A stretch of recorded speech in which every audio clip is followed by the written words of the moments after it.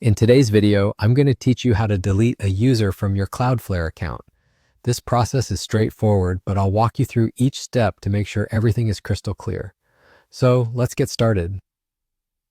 To begin, you'll want to navigate to the Cloudflare website. If you're already familiar with how to reach it, great. If not, just open your preferred web browser and type in cloudflare.com. Make sure you're connected to the internet and your browser is up to date for the best experience. Once the page loads, go ahead and log in with your username and password. If you've set up two-factor authentication, be sure to complete that step as well.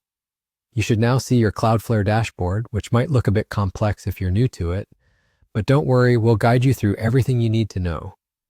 Now, in the upper right corner of the dashboard, you'll find an icon that likely looks like a person or could display your initials. This is where your profile settings are located. Click on it to bring up a drop-down menu with various options related to your account. It's here where you manage most of your user-specific settings and preferences.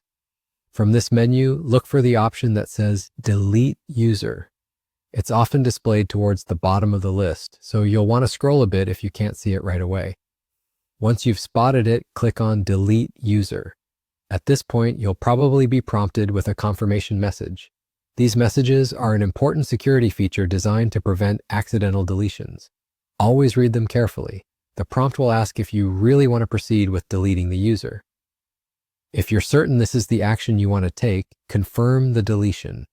Remember that deleting a user is a permanent action, so double-check if you have all the necessary information backed up or saved elsewhere, as you won't be able to recover it later. After confirming, you'll be returned to your main dashboard or sent back to the login screen, depending on how Cloudflare processes the deletion.